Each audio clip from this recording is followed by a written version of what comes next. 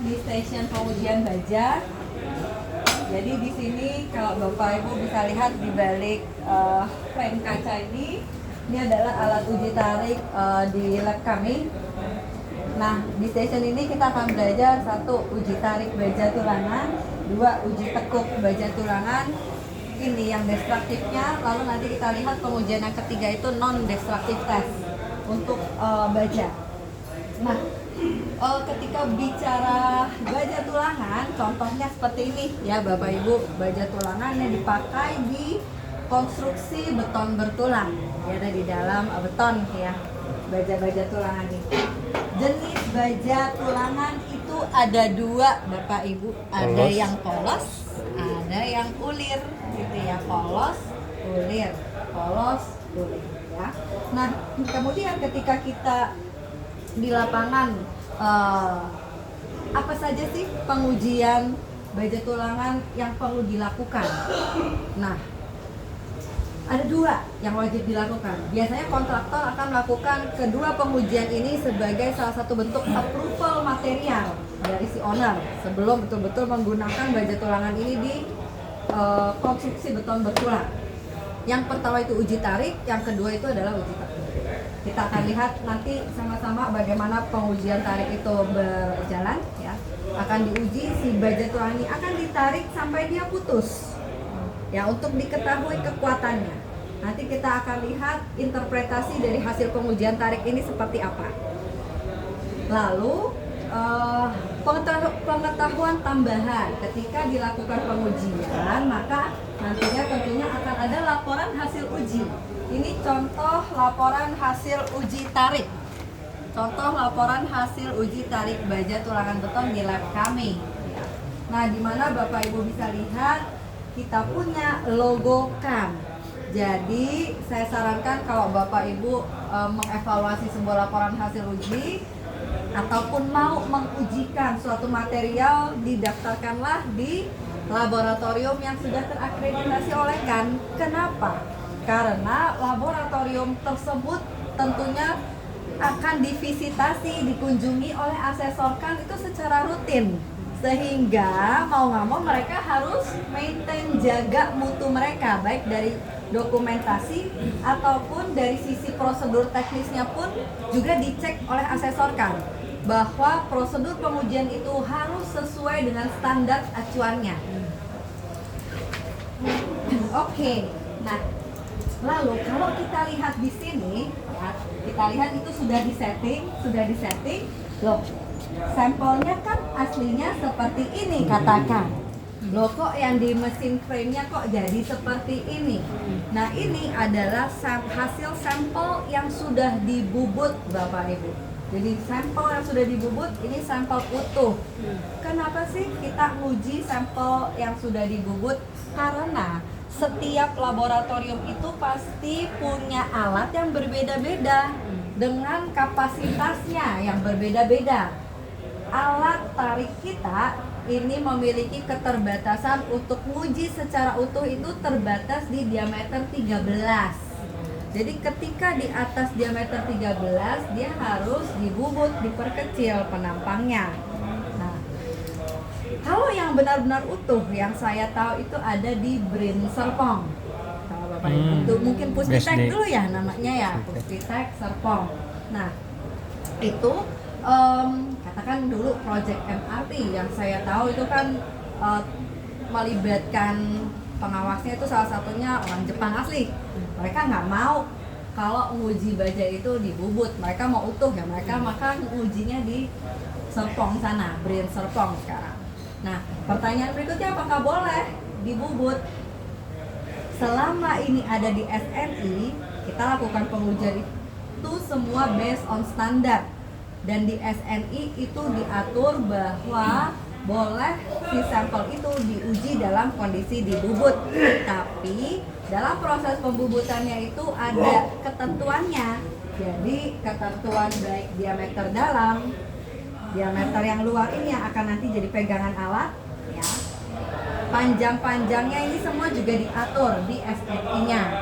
Nah, jadi selama itu diatur di SNI, ya artinya kita bisa katakan hasil uji itu boleh atau bisa mewakili. Ya. Oke, mari kita lihat sama-sama ya Bapak Ibu. Nanti baru kita lihat interpretasi hasilnya. Nanti hasilnya akan dikeluarkan dalam bentuk grafik yang baru nanti kita olah datanya. Bagaimana nih kita bisa dapat mutu dari si baja tulangannya. Boleh merapat ke sini supaya bisa lihat Bapak Ibu. Nah, kenapa ruangan tertutup? Karena pengujian tarik ini cukup mengagetkan loh. Ada hentakan tak ya waktu dia putus. Bisa dari sini, bisa dari sini. Ya. Ini benda ujinya kan ditarik ya Bapak Ibu. Nanti Bapak Ibu akan melihat bagian tengahnya itu akan mengalami penyempitan penampan sebelum dia benar-benar putus tak ya.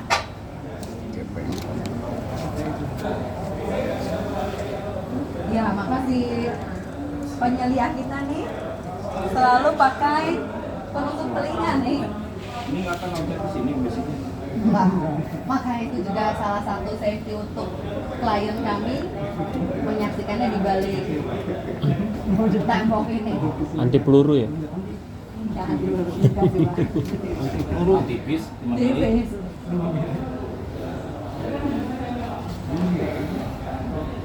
Jadi udah start, Bu? Sudah start. Kalau Bapak Ibu lihat dihubungkan di komputer di sana, dia ada pembacaan vertikal itu beban, jadi naik terus ke atas. Ini masih berapa mili?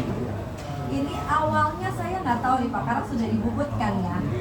Tengahnya menyempit. Oh iya. Nah itu. Di dalam lumayan. Kenapa kalau putus cinta suaranya kayak gitu ya? Ya? Kalau putus cinta suaranya kayak gini. Nah, kalau putus cinta soalnya begitunya. Suaranya bisa. Meraung-raung deh. Di dalam kamar ya. Di dalam kamar tertutup. Oke, Bapak Ibu, jadi kalau Bapak Ibu lihat hasil pengujiannya itu dalam bentuk grafik. Kita sudah terkonek dalam bentuk grafik seperti ini. Jadi sumbu vertikalnya ini adalah bebannya. Loadnya dalam satuan Newton, yang horizontal ini adalah regangannya nih, ya. Nah, kemudian hasilnya apa? Di sini ada dua parameter yang dicatat. Yang pertama itu batas leleh atau kuat tarik leleh. Yang kedua kuat tarik maksimum. Yang pertama kuat tarik leleh itu di mana? Di grafik ini itu ada di sini. Yang bagian flat atau horizontal. Oke. Ini kuat tarik leleh. Jadi kalau kita lihat nih kan bebannya mulai dari 0 awalnya. Naik terus, nih masih batas elastis, terus dia ini mau menuju puncaknya. Nah itu ada peralihan nih. Yang horizontal ini kuat tarik leleh. Parameter pertama. Parameter kedua kuat tarik maksimum, tentunya kita ambil nilai puncaknya. Ya, yang diambil ada pembacaan bebannya di sini. Katakan leleh di sini. Ya ada di mana, di atas ini 24.000 ya, artinya dia pasti di atas 24.000 Iya. Di atas 24.000 di sini. Kalau di tabel ini yield point, bahasa Inggrisnya yield leleh, itu terbaca 26.000 sekian. Nah untuk maksimumnya itu kita lihat di sini batas 36.000, berarti di atas 36.000. Ini batas maksimum poinnya dia 36.000 sekian Newton. Nah hasil akhirnya untuk mutu tarik baja itu sama seperti pada saat pengujian kuat tekan beton. Satuannya MPa, Newton per milimeter persegi. Nah ini kan masih pembacaannya beban Newton. Sama halnya seperti beton prinsipnya. Kita punya beban maksimum dibagi dengan luas area penampang tekannya, lingkaran. Di sini juga kita punya beban dibagi dengan luas areanya si besi ini kan. Kalau kita lihat ini luas areanya itu kalau kita potong ini adalah bentuknya lingkaran. Ya. Jadi beban dibagi dengan luas lingkaran si sampel.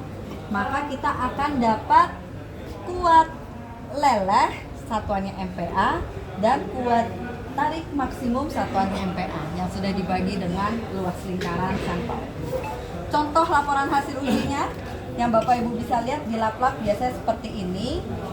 SNI-nya apa? SNI untuk pengujiannya adalah 2529 standarnya, dan di SNI tersebut diatur bahwa untuk setiap variasi diameter harus diuji sampelnya itu duplo.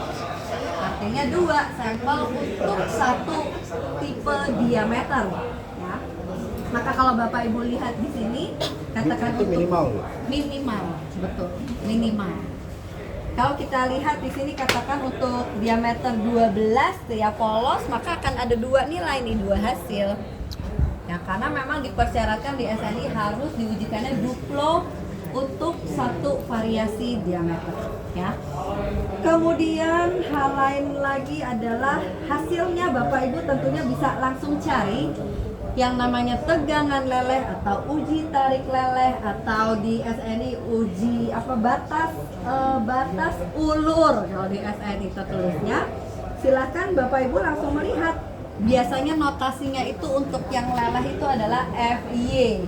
Jadi di sini kita lihat FY-nya berapa MPa. Ini berarti hasilnya FY-nya 366 sekian MPa. Kalau untuk maksimum, kuat tarik maksimum itu biasanya notasinya FU. Bisa dicari kekuatan tarik maksimum FU sekian MPa. Itu ya, Bapak Ibu. Ya. Nah, selesai. Jadi untuk kuat tarik ada 2, kuat tarik leleh, kuat tarik maksimum. 2 nilai itu perlu kita cocokkan dengan spesifikasi.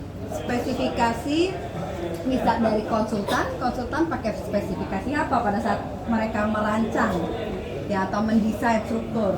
Atau yang kedua bisa berdasarkan SNI produk untuk baja tulangan itu 2052. Ya silahkan nanti dilihat di sana.